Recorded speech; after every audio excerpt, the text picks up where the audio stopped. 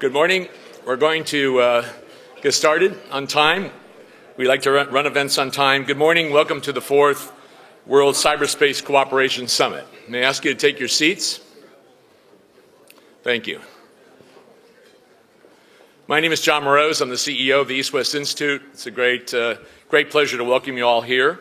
First of all, we welcome back many of you. Over half of you have participated in previous summits that have contributed to a number of more than 25 breakthrough solutions which have emerged from the summits. So when we use the term breakthrough groups, we mean it. We're here to work. This is not a talk shop. We're here to build trust and to seek solutions or pathways to solutions on critical cyber issues. We want to welcome those of you who are here for the first time. This process and these summits are crafted to be a sanctuary. They're crafted to be a trusted place where the developing and the developed world, leading personalities who deal with cyber issues can come together for frank, honest discussions about how to make cyberspace globally more secure.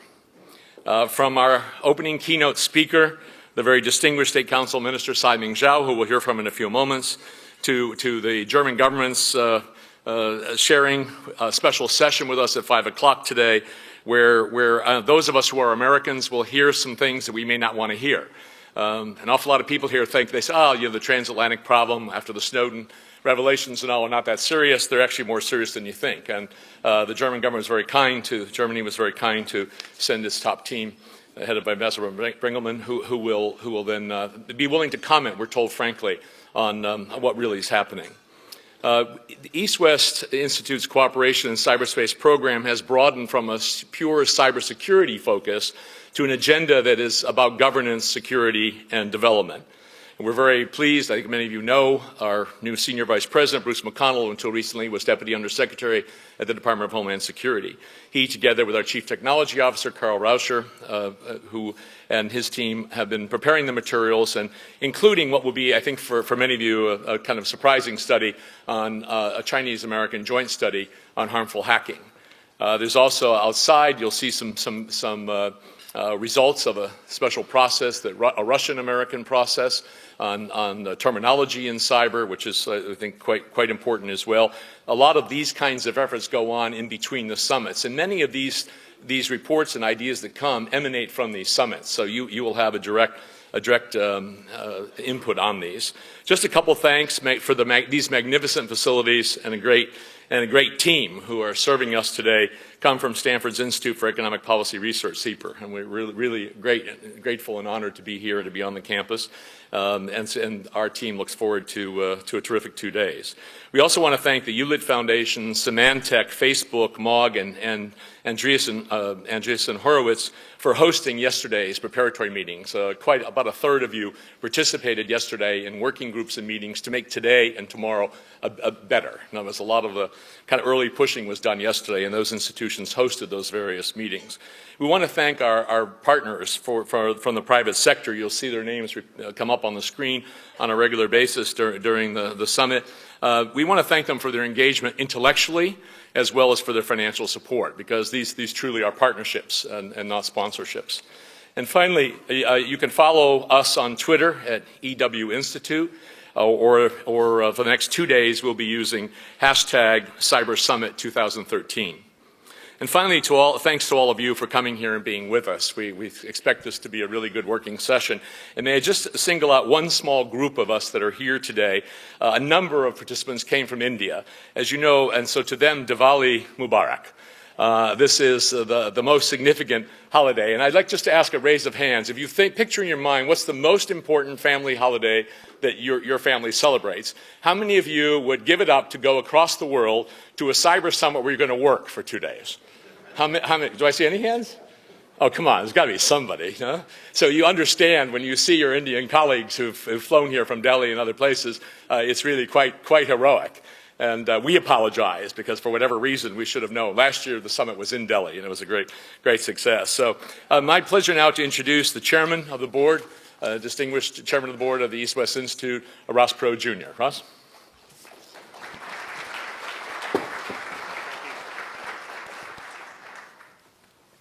John, thank you very much and welcome. Good morning to everybody. It is my pleasure on behalf of the EastWest Institute to get this great event started. It is appropriate that our fourth cybersecurity conference take place in Silicon Valley. We salute our partners led by Stanford University's Institute for Economic Research and IEEE. Special thanks to Dean John Chauvin. Thank you, Dean, for his vision and hard work, and to Sergio Benedetto for his fellow leaders at IEEE Communications Society. We welcome and thank the many corporate sponsors from around the world, as well as our scientific partners, for their engagement in preparing and supporting the summit and ongoing work with the EastWest Institute. We are here in the heart of Silicon Valley for 2 days of intensive work. We are citizens from more than 40 nations. We come from the fields of technology, policy, law enforcement, and business. We're part of a larger process, bigger than ourselves. Nearly 1,000 professionals have populated earlier summits in New Delhi, London, and Dallas. Their work has led to real achievements, from undersea cable protection to fighting spam. You will soon hear details of the pioneering policy study that the EastWest Institute is currently completing with the Internet Society of China on the seemingly intractable problems of harmful hacking. This will be a fast-paced event. We'll start and stop on time, and we'll have plenty of time for great discussion. As John Mroz has indicated a moment ago, we have maximized the amount of time for breakout groups so many voices can be heard. Our Senior Vice President, Bruce McConnell, CTO, Carl Roscher, and our whole team at EastWest assure you that many of the ideas and work you generate over the next 2 days will become part of the ongoing agenda leading for the 5th summit that will be in Europe next autumn. I'd now like to turn the floor over to our host, our partner, John Chauvin, Director of the Stanford Institute for Economic Research and the Charles Schwab Professor of Economics here at Stanford University. John.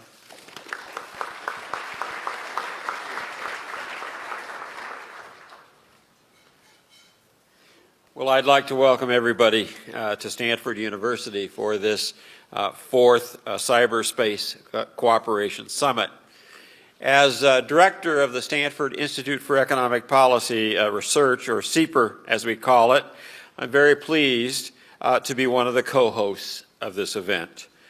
CEPR is a nonpartisan economic policy research institute that deals with economic issues not only in the United States, but in the developed and the developing countries around the world.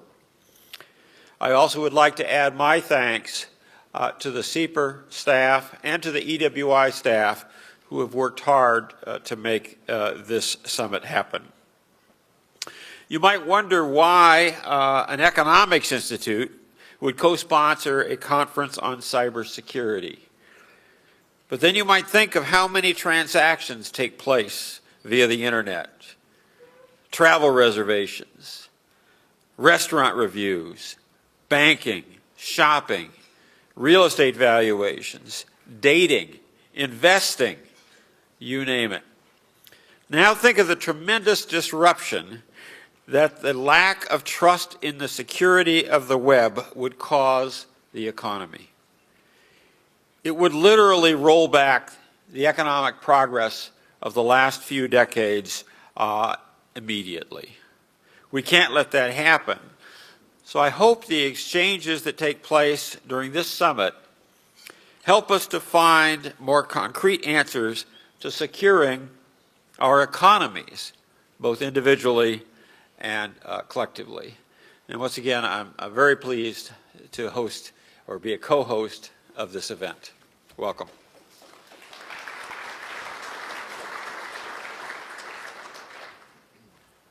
Before our next speaker, I just want to say that from the very beginning when EastWest Institute started our cyber work, we were able to have the benefit of partnering with the IEEE, the gold standard setter in cyber. And it's been one of the really truly outstanding relationships that our institute's had in 33 years. And so may I ask, please, for the President-elect to come, the IEEE Communications Society to come up and speak.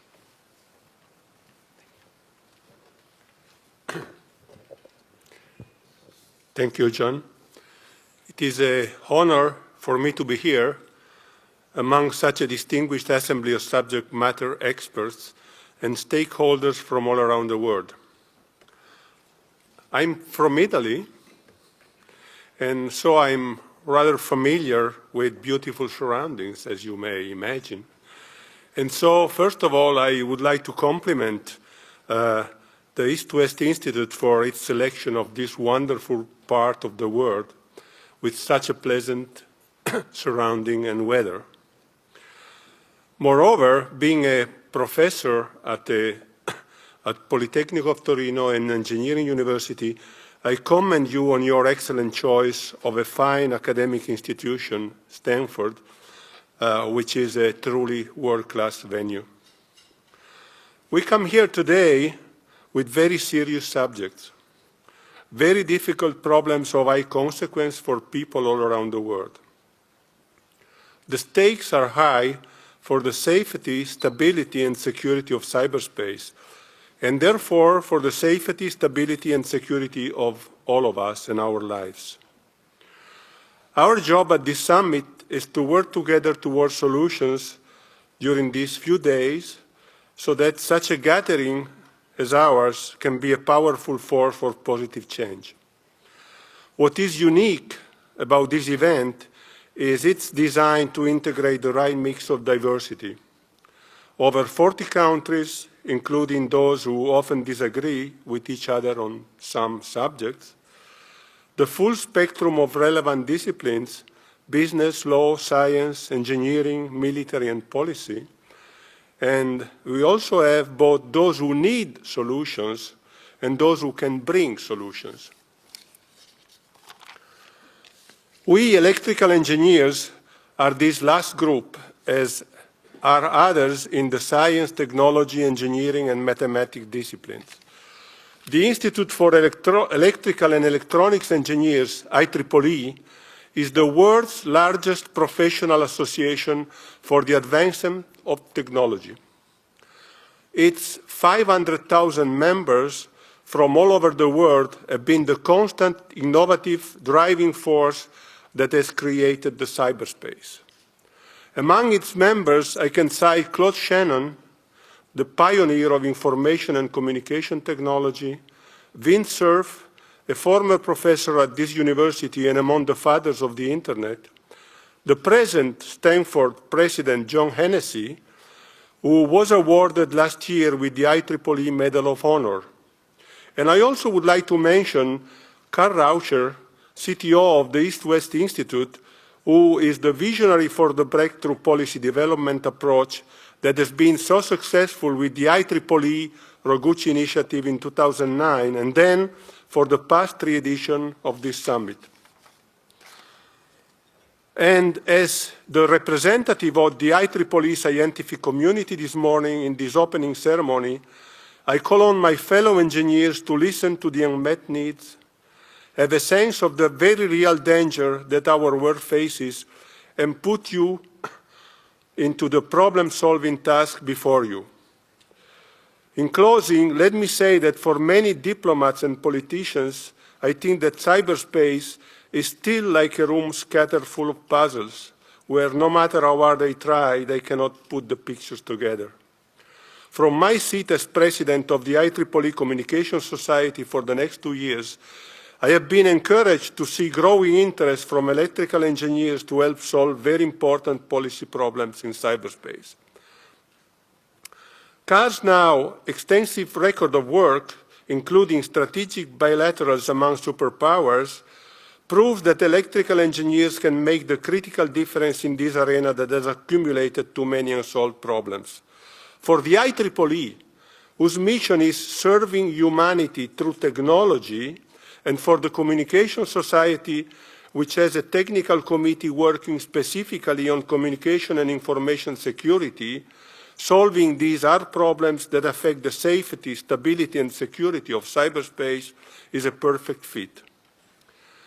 So, in concluding, I salute your decision to come here. I look forward to working with you, and thank you in advance for your hard and honest work.